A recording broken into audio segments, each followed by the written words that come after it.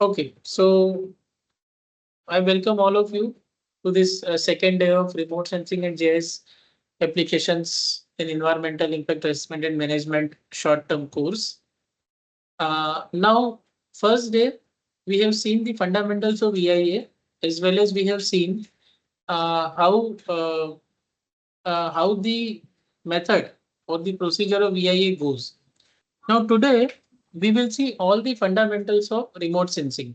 So first half, I will just share you the basics of remote sensing and how remote sensing can be used for carrying out land use land cover analysis. And in second half, uh, my colleague, one of our esteemed speaker, Mr. Anish Kumar R, will be showing you how you can extract features from Earth surface using remote sensing in GIS. So first now we will start with the basic concepts of remote sensing. So in this one, the objective of the course of this particular slides will be to give a brief introduction of what remote sensing is and to briefly touch upon basic concepts of electromagnetic energy, remote sensing platforms, and types of remote sensing. Now, what does remote sensing means? So, as the name indicates, remote sensing means sensing something remotely, right? Remotely means from a particular distance. Sensing something remotely from a particular distance. That's what remote sensing means. So what will be the general definition of remote sensing will be? It is like the art and science of obtaining information about an object or feature without physically coming in contact with that object or feature. Okay, the art and science of obtaining information about an object or feature without physically coming in contact with that object or feature. Now, if I give you a nearest example, it is like you seeing your screen. Okay, you are not physically touching your screen. Screen is at a certain distance from you. There are visible lights in nearby surroundings, and you are able to see that screen through your eyes. So basically, it is remote sensing. But it's the nearest example and a very basic and primary example of remote sensing. We will be doing some other things also. Now, this remote sensing can be used to work out various kind of things. First one is we can work out variations in acoustic wave distribution. We can work out variations in force distribution like gravity and all. And we can work out variations in electromagnetic energy distributions. Now, this course is primarily will be focusing on variations in electromagnetic energy distribution because we are working in environment and in environmental engineering, we only need remote sensing of electromagnetic energy distributions. Okay, so now um, uh, uh, we will see the variations in electromagnetic energy distribution through remote sensing. In this, what we'll be doing is that the remotely collected data through various sensors will be analyzed to obtain information about the object or feature under investigation. Okay, we will see what study area we have to undertake, and on the basis of satellite images, we will be working out certain features of it. And this figure is showing the basics behind it. There will be one platform, then there will be one sensor in it. There will be light, EMR from sun, electromagnetic radiation from sun, and there will be some reflection from the building. That reflection will be captured in the sensor. Apart from that, there will be some emission also. This I'll explain you afterwards. What does emission means? And there will be some atmospheric scattering in between. And the reflected wavelength, reflected electromagnetic radiation with certain wavelength will hit at the sensor. And there the information will be recorded. Okay, so this is what remote sensing in general. Now, when I say that when in environment we will be doing remote sensing of electromagnetic energy, what I mean to say? I mean to say that we will be doing remote sensing of electromagnetic energy specifically for Earth observation. Okay. Earth observation means whatever features are there on Earth, we will try to extract it using the remote sensing.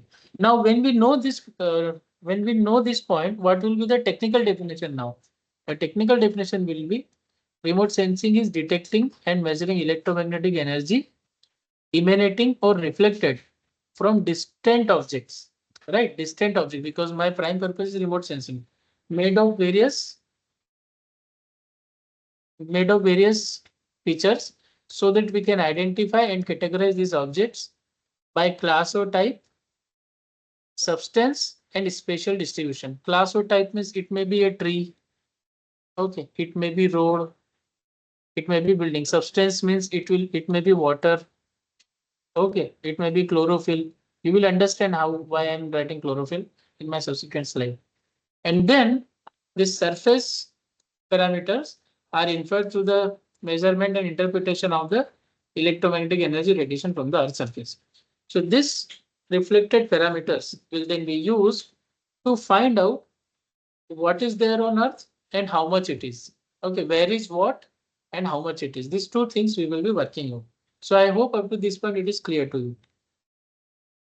Now we'll just understand something about the electromagnetic energy. We used to read it in our 11th and 12th class when we take physics, chemistry, maths. So what does electromagnetic energy means or electromagnetic radiation means? So it means that it is the energy propagated in the form of an advancing interaction between electric and magnetic field. Okay, that's why it is electromagnetic. And we all know that in our Earth and in the different atmospheric configurations, we have both the fields active, electric and magnetic both, natural, electric and magnetic fields. And this electromagnetic energy travels with the velocity of light. It is same as the velocity of light. And visible light, ultraviolet rays, infrared, heat waves, radio waves, and X-rays are all different forms of electromagnetic energy. Okay. Now, one important concept I would like to introduce to you, because that will be using afterwards. It will be expressed in two terms. Either it will be expressed in frequency, or either it will be expressed in wavelength of radiation. Okay. Now, when we are working in remote sensing and GIS, we will be solely using the wavelength of electromagnetic radiation, and we will not use the frequency, because when a certain wave strikes the Earth's surface and when it's reflected back, we always measure in terms of its wavelength and not its frequency. That will be easy for us. And this frequency and all mostly used when you are doing some research work in physics. You would have seen this sinusoidal graphs. In particular time, how many times there are crests and troughs. That mostly we use when we are doing R&D in physics. But when you are working in remote sensing, that is the wavelength we use. Now the formula for electromagnetic energy is E is equals to HCF, or HC divided by lambda. Okay, HC divided by lambda. E by F is lambda, where H is Planck's constant, that we all know. C is the speed of light, that is 3 into 10 to the power 8 meter per second. A frequency in hertz, and lambda is wavelength in micrometers, mu m. Okay, and you have to keep in mind that if the wavelengths are shorter, the energy content will be high. And if the wavelength is long, the energy content will be low. I'll give you a simple example. You see in your home, you will be having some tube lights or LED lights or similar source of light and all. But they are able to only cover a certain area in our home. But if I reduce its wavelength, energy is same amount of wattage and same amount of energy I'll use. But I made it in a laser light with a single small beam. That laser light will go far, right? That laser light will go far. So when I reduce the wavelength, its energy content will be high. Okay, and if the wavelength is longer, its energy content will be low. Okay, this is how we understand it. Now, when I talk about remote sensing, first I should understand about the EMR spectrum. Okay, EMR spectrum. Now, what does EMR spectrum means? It is the distribution of continuum of energy plotted as a function of wavelength or frequency. Okay, as a function of wavelength or frequency. Now, what graph you are seeing is the different wavelengths of different ways, like gamma rays, X-rays, UV, visible light, near infrared, thermal infrared, microwave, radio waves, etc. So when I'm talking about remote sensing, here we will be mostly working in the visible infrared region, VIR region. Okay, this one you can see here. It varies from 0.40 micrometer to 0.70. Here it is 0.70 micrometer. Okay, violet, blue, green, yellow, orange, red. Okay, so in remote sensing terminology, electromagnetic energy is generally expressed in terms of wavelength lambda. This I have already explained to you. Okay, so I hope up to this point it is clear to you that remote sensing is sensing something from a distant, from a particular distance, and there are three areas in which we can use remote sensing: acoustic wave, force distribution, and electromagnetic energy. So in environment, we will be mostly using electromagnetic energy distribution. Then when I say in environment, it will be mostly for the earth observation. Okay, and then we have seen the technical definition of it, that remote sensing is detecting and measuring electromagnetic energy emanating or reflected from distant objects made of various material. That it may be tree, it may be road, it may be water body, or anything. Okay, and this change in wavelength of the electromagnetic radiations we use for finding out what type of feature situated on Earth and how much it is. Okay, where is what and how much it is. Then we have seen the general formula of electromagnetic energy, and we have also mentioned that we will be using wavelength as the measure of radiation in EMR. And also, if the wavelength is short, it will go long, and if the wavelength is long, the it will go short. When the energy content will be low. Overall, there will be overall mass balance will be same, as I said earlier. But since I have reduced its wavelength, its length and the distance to be covered is more. And then we have seen about the EMR spectrum. It is from 10 raised to power -6 to 10 to the power 9.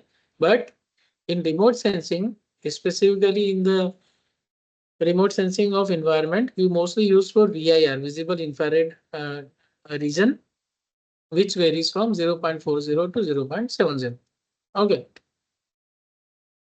By now, any doubt to anyone?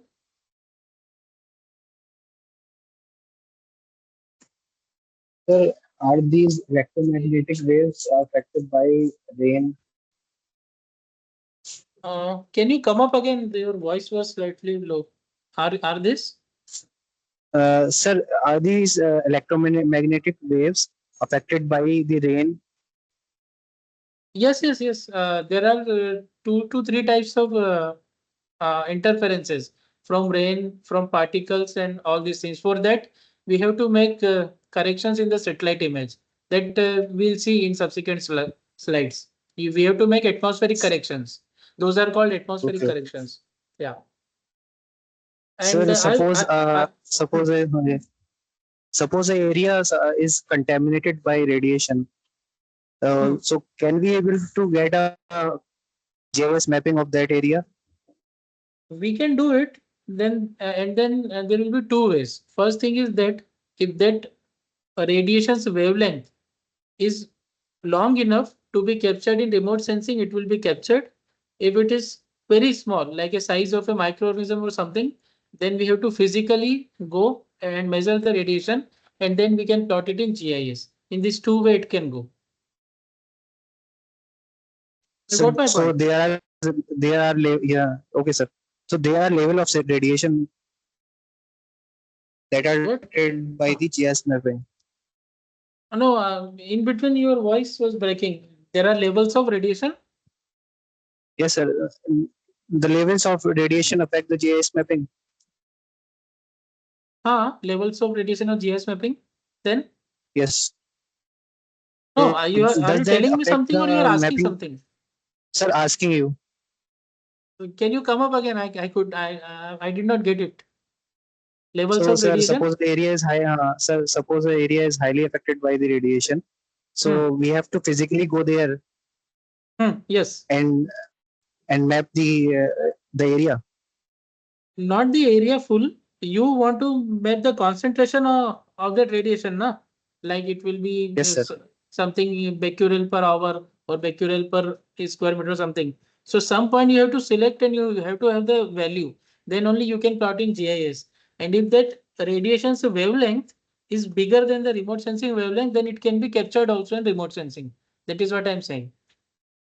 Okay, sir. I got your Okay, point. Thank you, sir. if it is very smaller, then remote sensing will not be able to do it. In my subsequent slide, I'll show you about the spatial resolution. So anything which you need to work out using remote sensing should have size at least equal to the resolution of the sensor of the satellite, just like our mobile phones. Okay, sir. Thank you. Okay. Anyone else? No, there are 26 participants only. What about the others?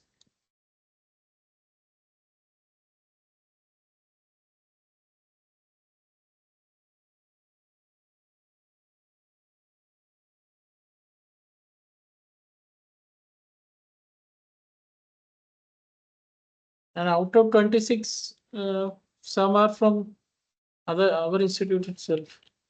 NCC Stoy, are you there?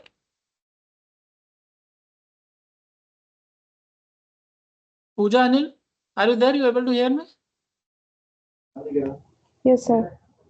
Okay, so can you just brief us and the participant regarding the technical definition of what remote sensing is? Actually, remote sensing is a sensing from a particular distance. We have to get the information of objects or features without the physical contact in it. Okay, then We can do remote sensing by using the measures, by using electromagnetic energy distribution, yes. the variation in electromagnetic energy distribution. Yes. Yes. Prartha, are you there? Prartha? Yes, sir. Okay.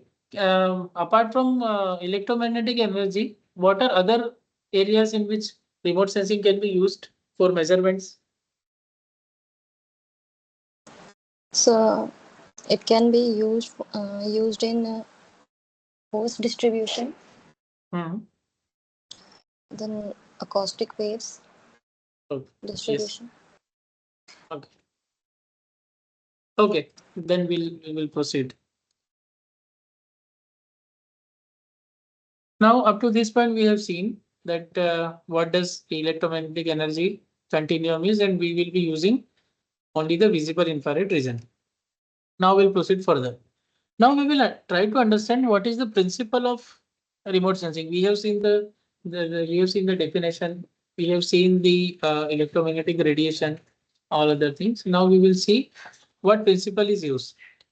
So first principle it will use is that different objects reflect or emit different amount of energy in different bands of the electromagnetic spectrum differently. That you need to understand.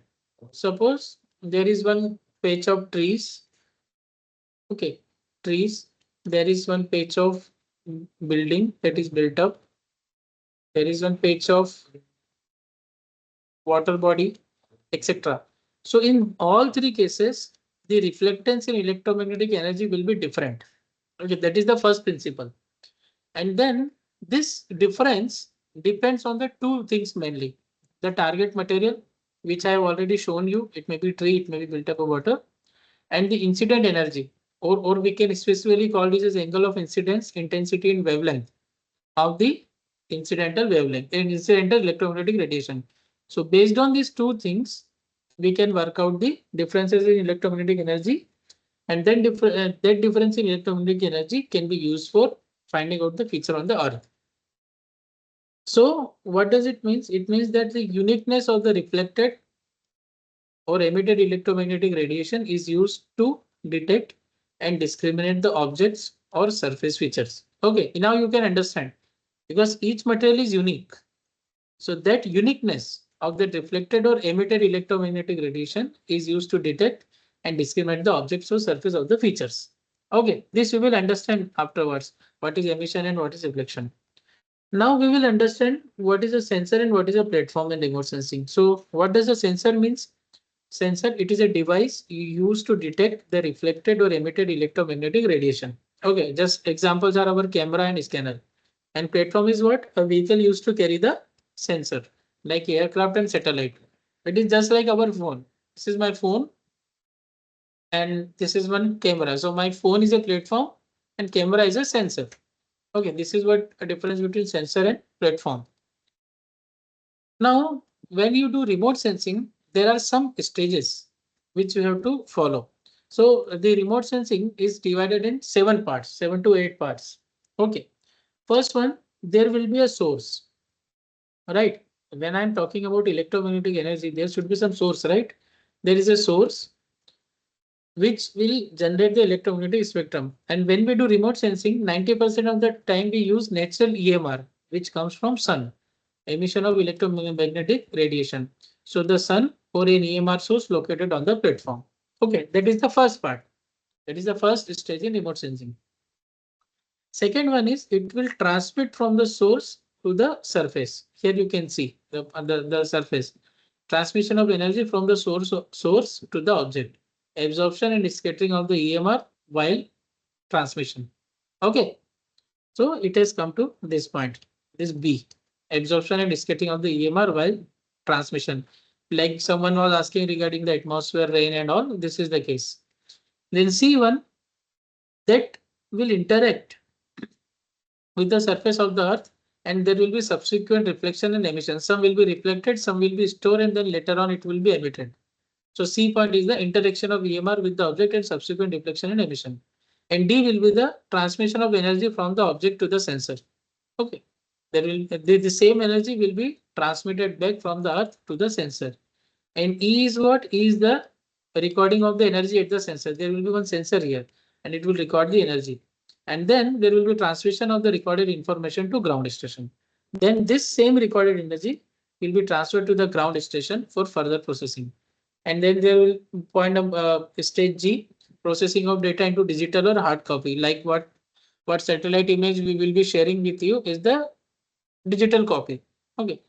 And then we will do the analysis of the data into some meaningful terms, what we are doing now. This course is basically for that only if you see. So I hope the stages in remote sensing are clear to you. Then there are two types of remote sensing. One is the passive remote sensing, other one is the active remote sensing. So as the name indicates, passive remote sensing, where the energy source is something different and it is similar to taking a picture with an ordinary camera. And active remote sensing is something which is taking a picture with a camera having built-in flash, just like our mobile phones. When there is a daytime, you do not need any extra light to take pictures. But if it is night time, you may require your flash on the camera to take a picture. It is just like that. So in passive remote sensing, sun is the source of EMR. Sun itself is the source of electromagnetic radiation. And in active remote sensing, the sensor will have its own devices to send a pulse of certain wavelength and it will again return back and capture at the sensor. That is active remote sensing. Okay. I hope it is crystal clear to you.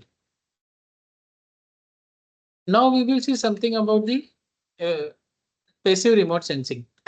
So passive remote sensing is basically, I told you already, the source of energy is that which is naturally available, that is solar energy or energy emitted by the earth. Either solar energy or energy emitted by the earth. In passive remote sensing, we use either of the two energies. And this also I said earlier is most of the remote sensing systems work in passive mode using solar energy. So solar energy reflected by the targets at specific bands are recorded using sensors. Okay.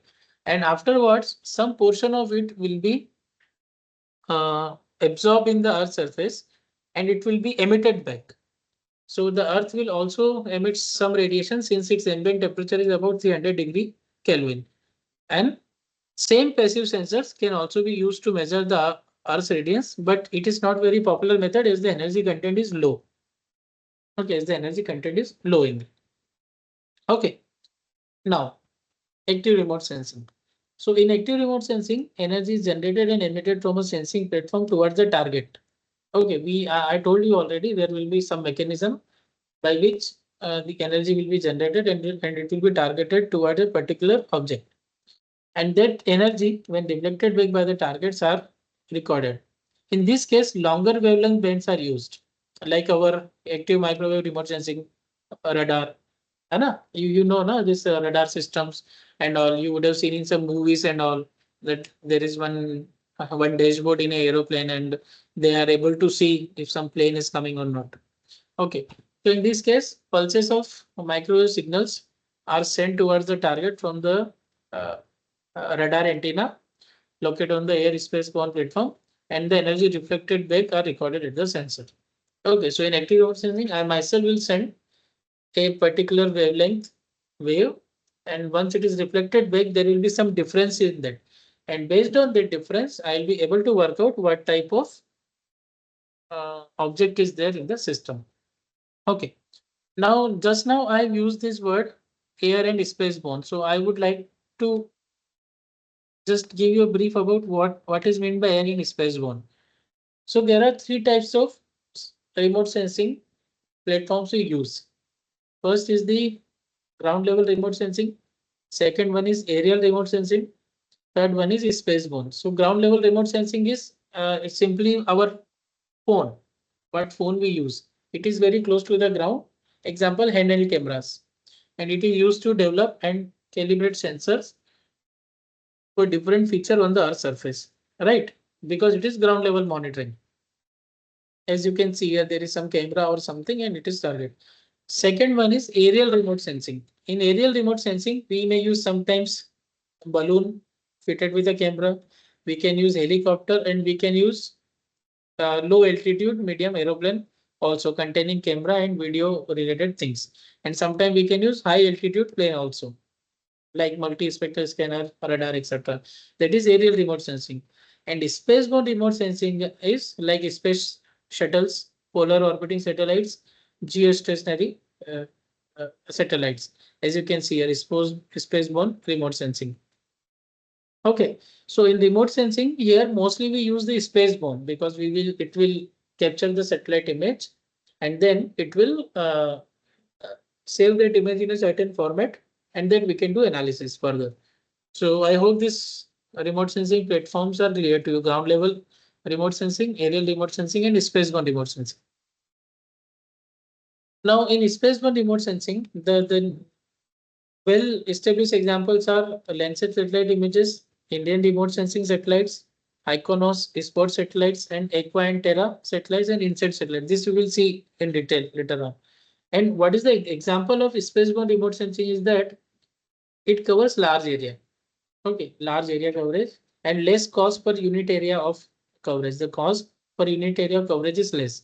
Then continuous or frequent coverage of an area of interest. Like I'll give you an example for an Landsat image. Suppose you have a steady area somewhere. Let's say I want to study certain area in Kerala. So the temporal resolution of that is 23 days. Means for a same place, we will have one more image in 23 days, one more image in next 23 days. So like that for 1 year, I'll be able to do a proper change detection analysis using satellite image. So that is one of the advantage. And many times there will be automatic and semi-automatic computerized processing and analysis, which will save our time. Okay, so up to this point, any doubt?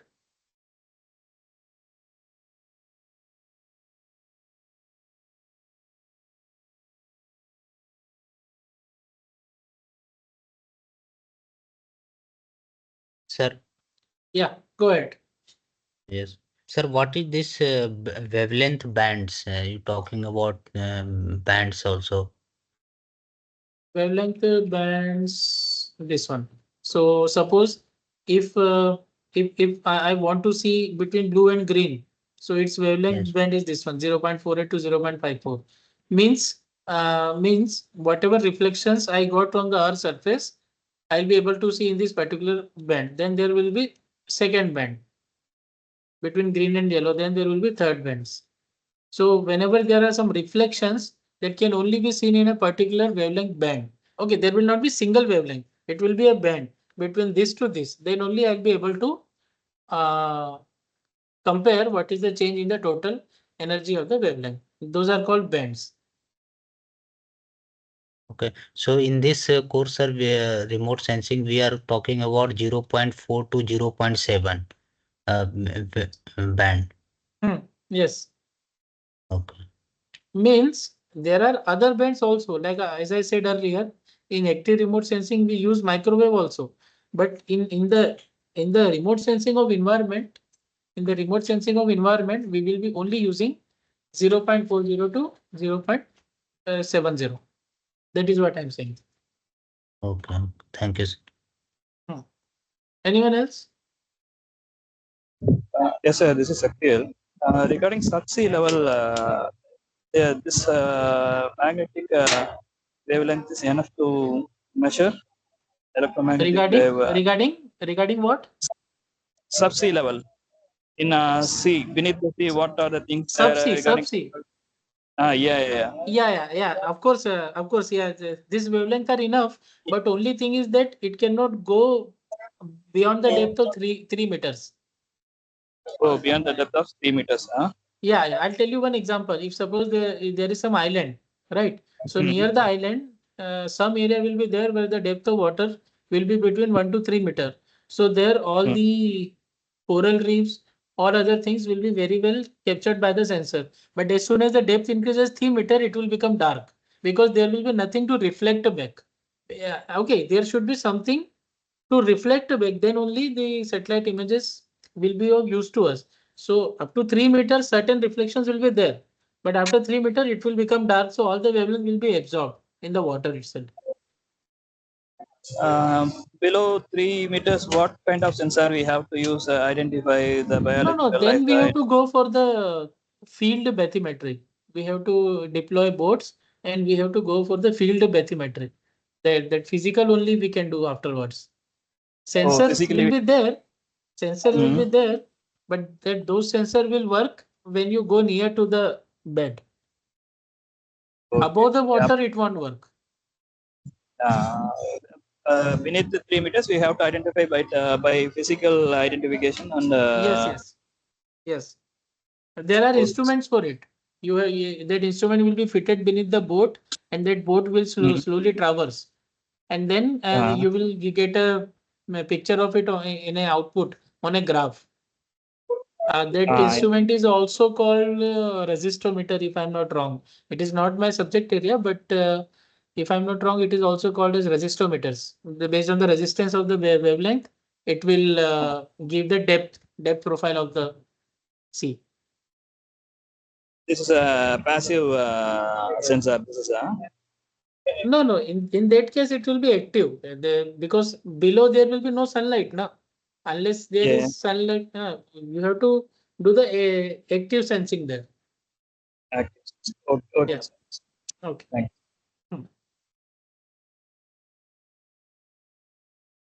Sir. Anyone else? Sir, Yeah, go ahead. below 3 meter, can we use sonar waves?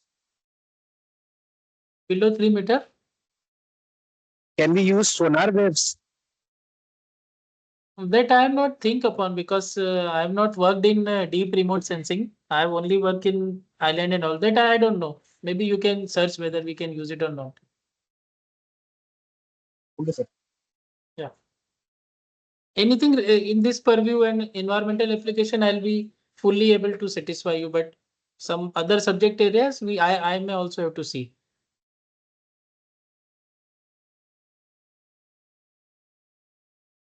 So if no further doubts, we'll go ahead. Okay. Now, up to this point is clear, right? Spaceborne remote sensing. So of course, there are a lot of advantages of remote sensing. That's why we are doing is first is that it provides data for large areas, and then also it provides data for very remote and inaccessible region, right, where we can't go. And it is also able to obtain imagery of any area over a continuous period of time. Just now I told you that Landsat has 23 days, and even some satellites are there which has only 8 to 10 days. Okay, then it is also possible to monitor any anthropogenic or natural changes in the landscape. Like yesterday I showed you, right? One CV Raman block was there. Earlier it was not there. That time the terrain will be, let's say, something of X quantity, X amount of mixed vegetation. But when the building has been constructed, that X would have been changed to 0.1x or 0.2x. That I can do using remote sensing. And also it is quite inexpensive because one satellite image only costs around 3 to 5,000. And that too for an area of almost 70 to 70 kilometers. 70 kilometer by 70 kilometers. You can imagine this much big area and you are getting it for only 3 to 5,000. It is quite inexpensive and easy and rapid collection of data and rapid production of maps. If you are well versed in remote sensing, you can rapidly produce maps. Okay. Now, of course, what are things which has some advantage will have some disadvantage also. So the interpretation of imagery requires a certain skill level, right?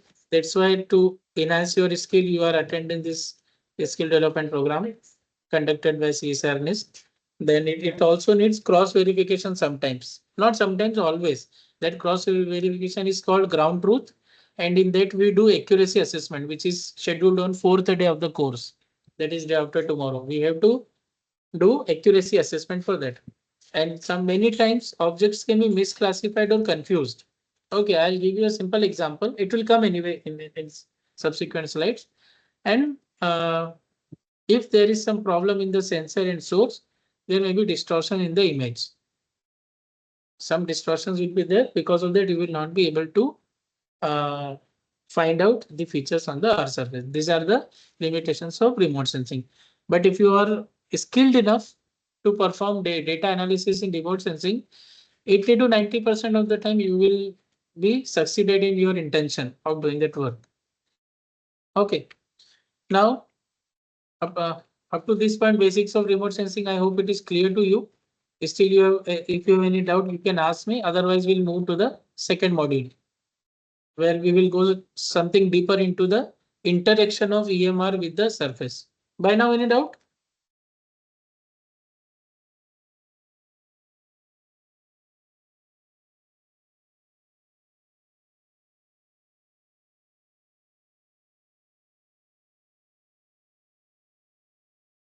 Okay, so we'll go ahead. Introduction and basic conception, remote sensing. Now, you know that EMR is the only source of energy when we are doing remote sensing of environment, and that too from the sun, right? From the sun, we will be getting EMR, and that reflectance in EMR we will be using for finding features on the Earth. So when that EMR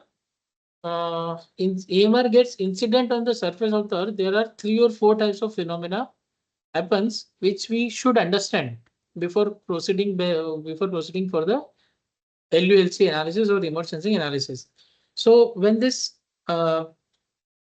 incident light hits on the surface of the Earth, there will be 3 things will happen: reflection, absorption, and transmission. Apart from that, one more phenomena will be there, emissivity, that we will see. Okay, so in this particular slides, we will solely understand what is reflection, what is absorption, and what is transmission. So here you understand that this is a surface of the Earth. Okay, this is a surface of the Earth. And there is some incident radiation. There is some incident radiation from the surface of the Earth. Now it will be divided in 4 parts. Initially for 3 parts, then one more part will be there. So one part of it will be reflected. Other part of will be transmitted further, and other part will be absorbed then and there itself. It will not transmit it further. Okay, incident radiation divided in 3 parts: reflection, transmission, and absorption. Okay, so whatever reflected back, it will be captured at the sensor again. Whatever transmitted back, it will go to the different geology. And some part will be absorbed then and there itself. It won't go further and anywhere, it will be just absorbed. So these 3 phenomena will happen initially. Okay, now some things you need to understand here is that how the energy will interact with the surface of the Earth. So first one will be reflection. Okay, First is reflection. We'll understand this one. So in reflection, radiation is redirected after hitting the target. Okay, this is incident ray and it is redirected again somewhere. And how it will go is whatever angle of incidence will be there. Let's say it is theta 25 degree, let's say. So when it is reflecting back, it will again will reflect at theta only, which is equals to 25 degree. Okay, angle of incidence will be equal to angle of reflection. Okay, understood. So in case of reflection, angle of incidence is equal to angle of reflectance. Second one is absorption. Here only I was talking about one more phenomena, fourth phenomena. So of course, radiation is absorbed by the target and a portion absorbed by the Earth's surface is available for emission as thermal radiation. This case study I will show you. I have published one research paper on this, like how we can use thermal radiation to work out the land surface temperature of a city.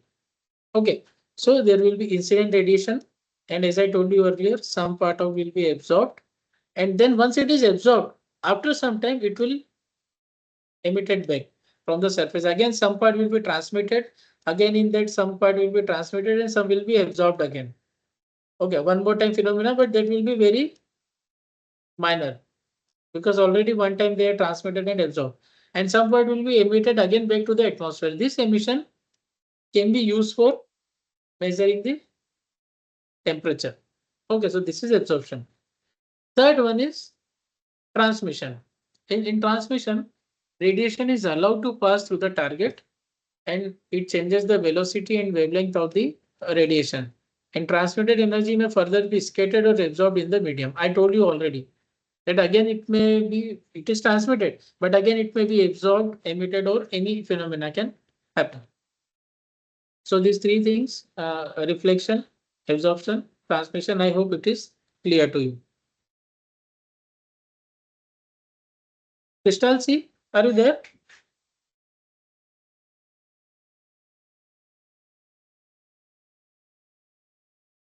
Crystal C, are you there?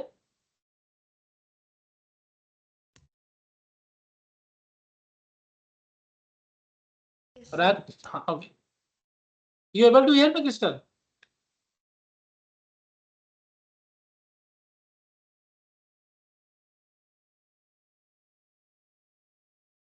Raj Kishore ji, are you there?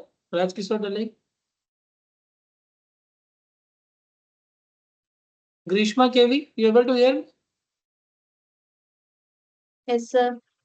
Okay. So can you just briefly describe what is reflection? Reflection, the radiation which is redirected after hitting a target.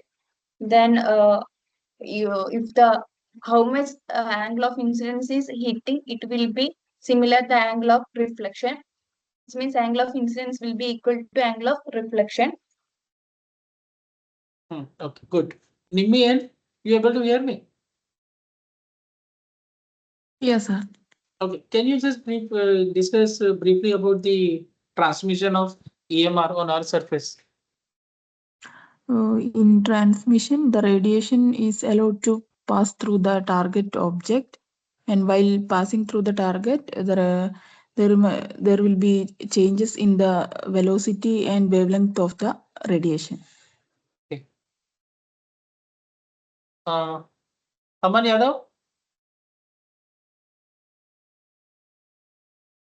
You able to hear me, Aman? Yes, sir. Okay, so apart from reflection and transmission, what all other phenomena happens when an EMR hits on the Earth surface? Electromagnetic radiation, na, sir. Yes.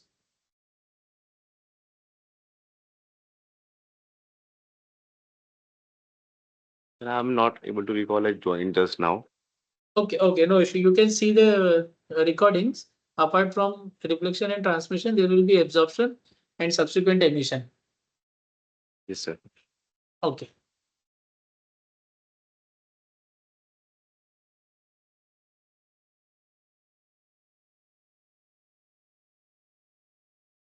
Now we will see some other aspects of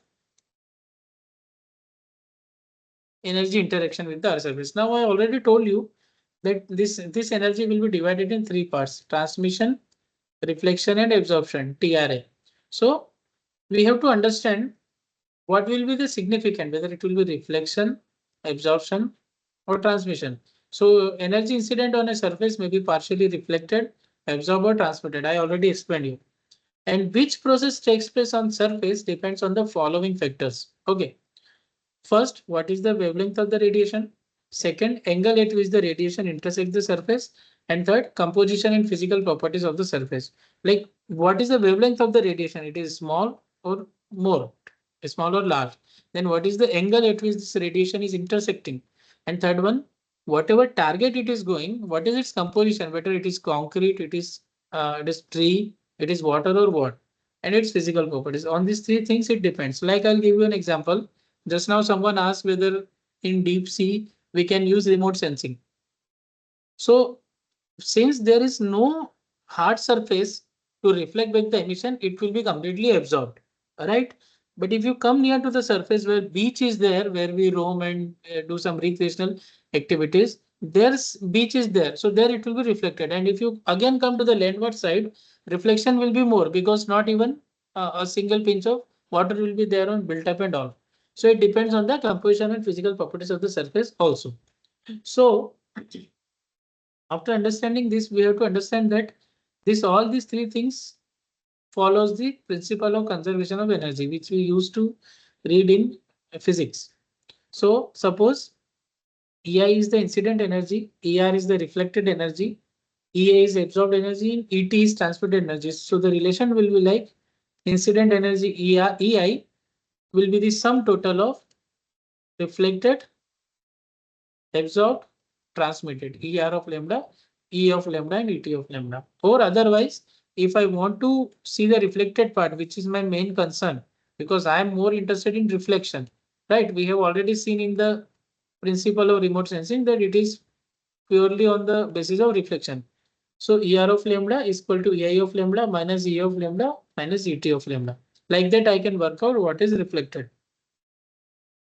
Now I would like to brief to you one more important concept which you should understand while doing the remote sensing. When we say that the incident ray has same angle of incident angle and the redirection is also same angle, it is called reflection.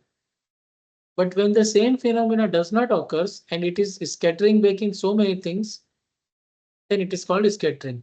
Now there is a difference between that, and you should understand this. So in reflection, incident energy is redirected, right? We have already seen.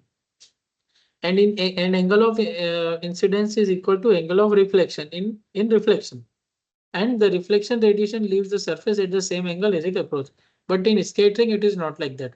It is a special type of reflection, and incident energy is diffused in many directions. It is often called diffuse reflection, sorry. Now you should understand that why is it so?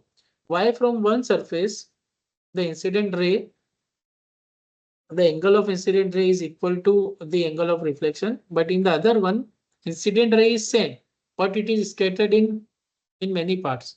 Can any one of you just would like to guess, or any one of you just like to give your viewpoint? Just based on the pure common sense, no technical, why it would be happening? Just I would like you to guess creatively.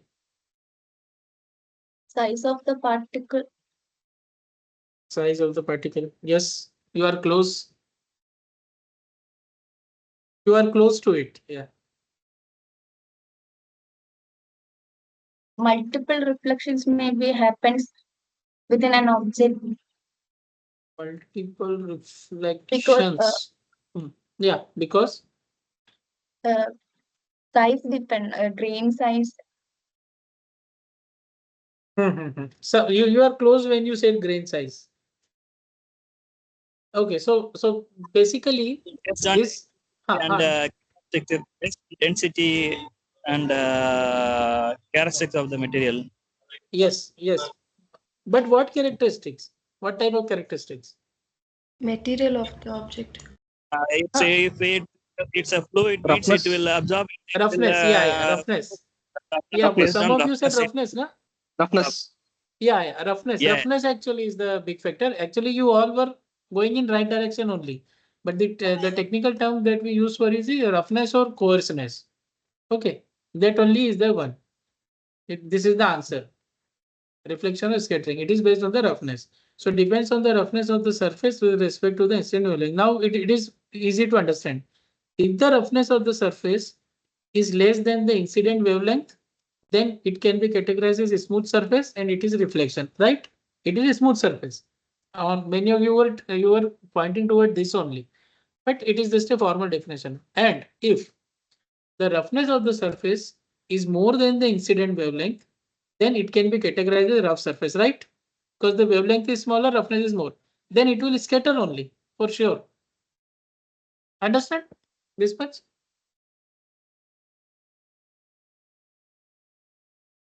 Any doubt in this particular principle?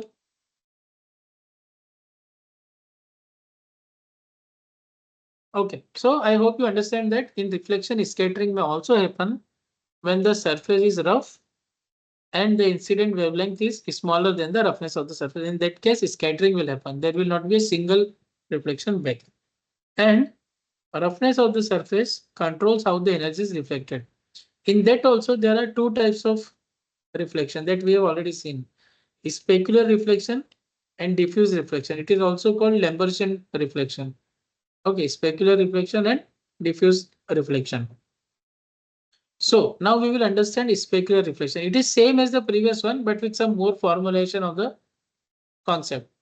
Incident energy is completely reflected in one direction. There is no scattering, and angle of reflection is equal to the angle of incidence. I already said.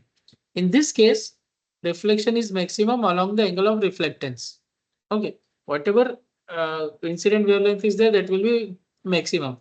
And reflection is negligible, almost nil in other direction. You see that there is no wavelength in other direction.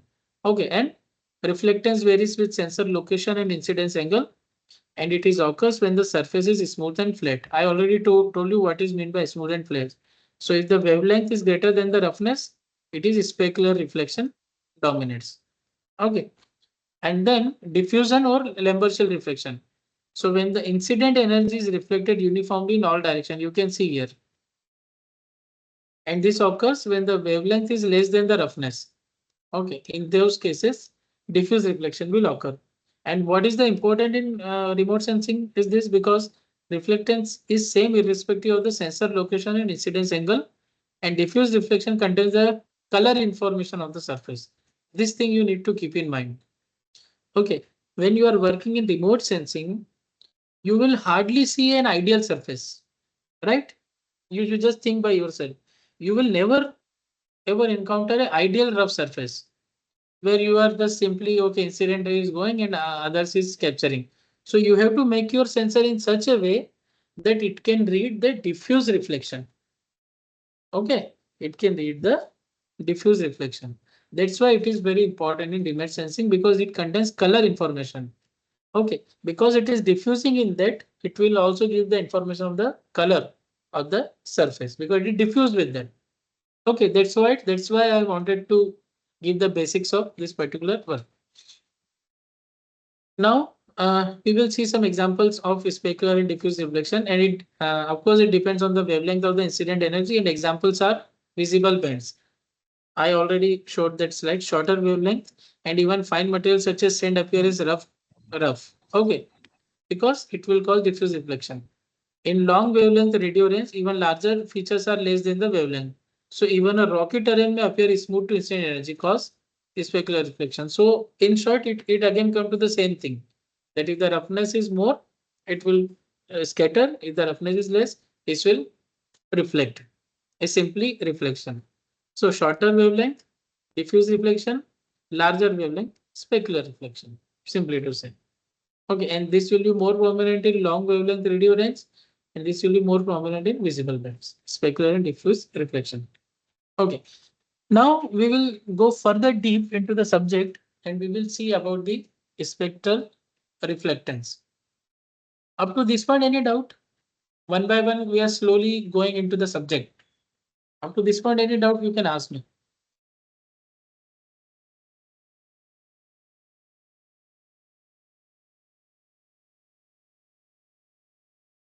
Otherwise, we will move ahead with the spectral reflectance.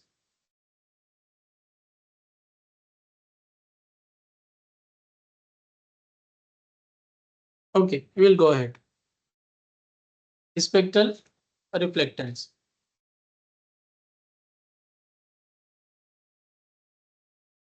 Now, as you all know,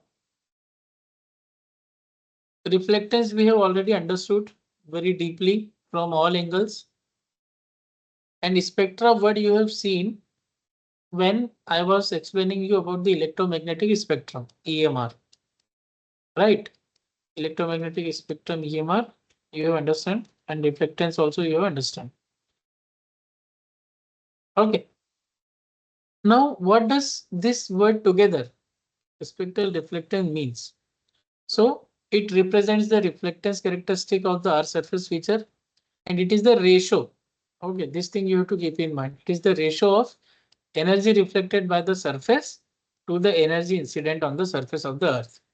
Okay, it is the ratio of energy reflected by the surface. Let's say energy reflected by the surface is R, and energy incident on the surface is I. So R by I is your spectral reflectance. Okay, and it is measured as a function of wavelength. Okay, it is measured as a function of wavelength, and it is also known as albedo. Okay, it is now also known as albedo. Albedo is equals to R by I. Okay. So it is measured as a function of wavelength. It is a ratio of energy reflected by the surface to the energy incident on the surface. Now, in remote sensing, a lot of research has been done in last 3 decades, and we have we are able to work out some ranges. So for grass, albedo will be around 25%, concrete 20%, water 5 to 70. I will come on this why it is high. For fresh snow 80, forest 5 to 10.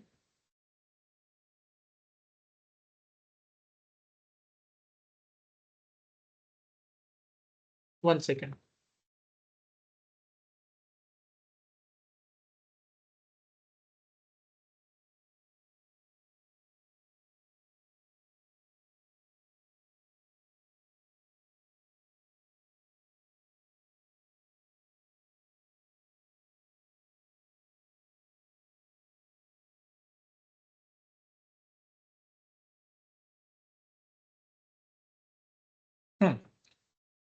Peak cloud 75 and dark cell 5 to 10. Okay, now why the water has more range of albedo? Because the range is large due to specular reflection characteristic.